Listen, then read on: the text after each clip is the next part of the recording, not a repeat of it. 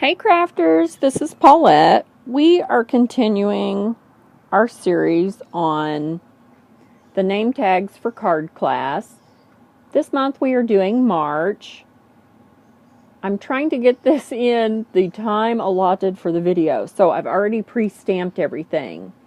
I've used Memento Black for the birdhouse and the frog. I've used Ranger's Archival Black for the sentiment. And then I've used Stampin' Up's Old Olive for my little shamrocks.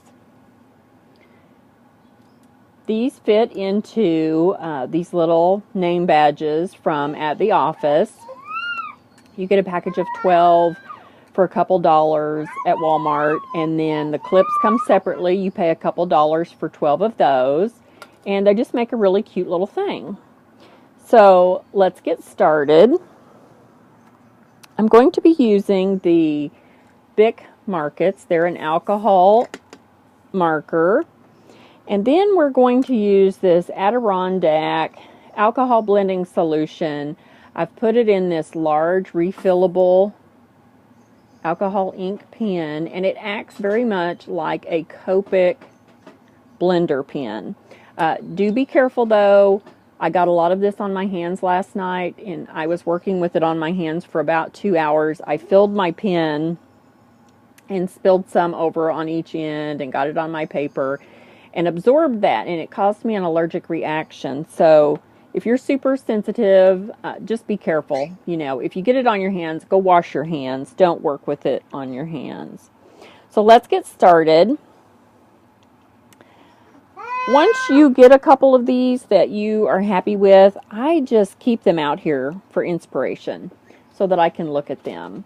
So let's get started. I'm going to use the lightest blue for the birdhouse.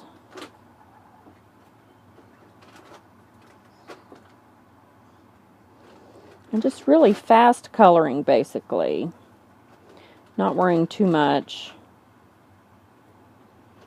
And everywhere you leave a little white space, just makes it look weathered. I'm using the lightest gray on the roof, and I kind of try to go in one fluid motion and leave a highlight there while I do it, because I'm not super good at highlighting and shading. And that's the cool thing about this technique. You don't really have to be.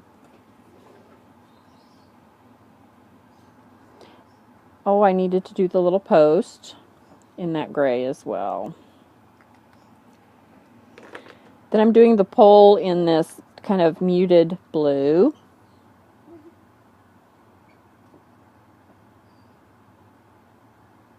And just left a little white bit in the middle, in the center. Let's do our leaves.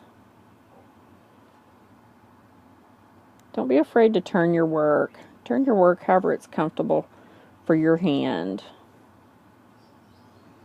Now I tried to on these leaves. Some of them are too small to leave a little white area in the center as well. The blending solution is going to mute those out a little bit, so don't worry too much with them.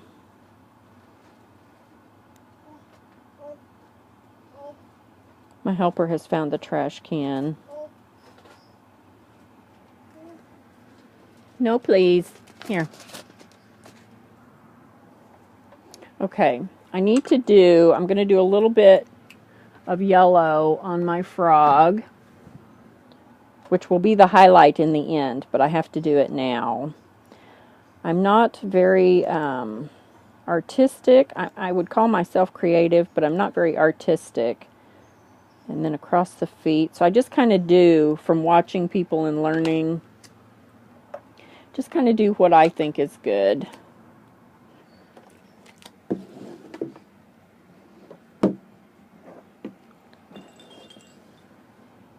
I had to get some toys over here.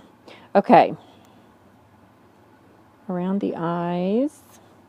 And I'm going to go on top of the yellow, but I'm going to leave just a little bit of highlight right there at the nose.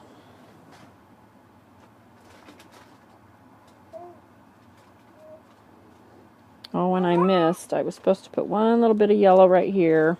I got distracted by the baby.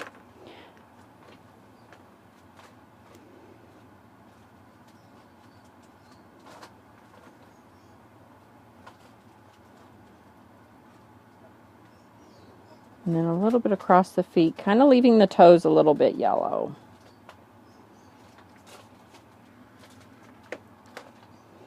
Okay, we're ready for the flower pot. I'm using this kind of melon color and just scribble a little bit down the side here, which will be my highlights in the end.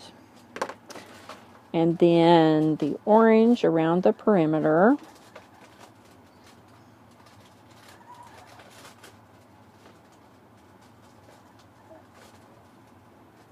And then just really quick kind of scribbling on there as well.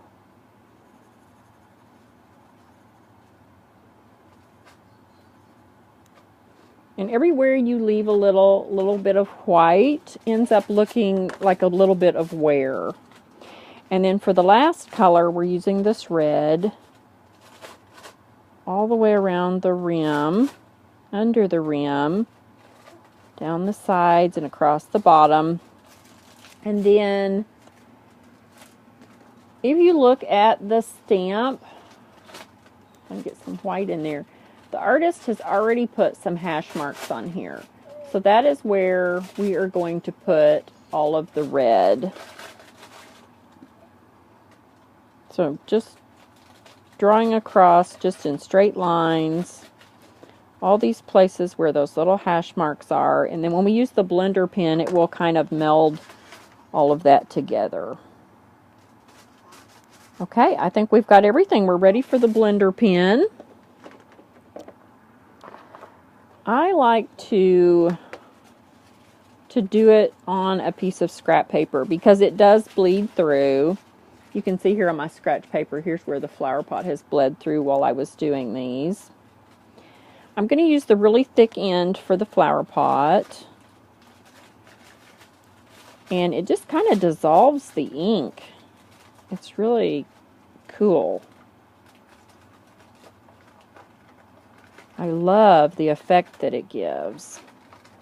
And if you get some on your nib, you can wipe this off, but be careful, don't lay your hand in that and continue to work. You might use several pieces of scratch paper while you're doing it, because like I did, well, it was more than 12. 12 is my typical, but I've got quite a few extras because my videos were too long for YouTube, so I kept having to record and do a little bit more. And then do a little bit on each center of the leaves, and it's really just kind of a scribbling up and down.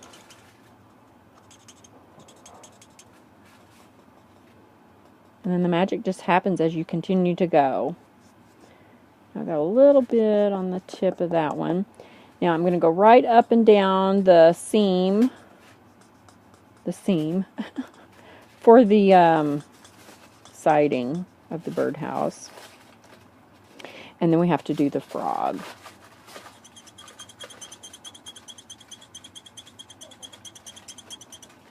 A little bit on the nose and a little bit here on the chest and the belly. Up and down. My pen is starting to kind of run out. I'm going to have to fill it again.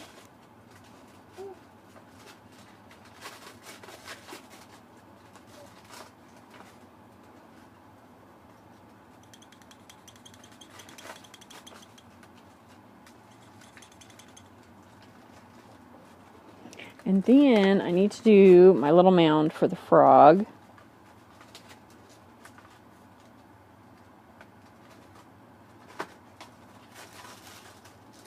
Just kind of scribbling around.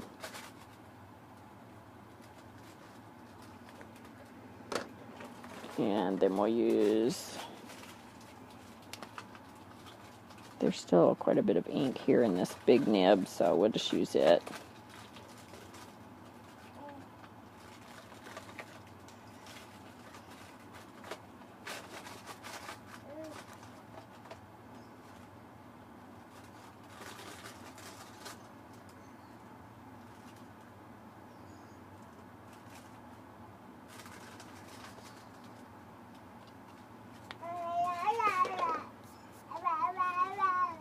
So anyway, turns out pretty cute. And then round the corners. Typically I do some sponging around the edge, but I just love the crisp white with all these colors for spring. So I'm not doing any ink on the edges this time. If you have any questions, be sure and let me know.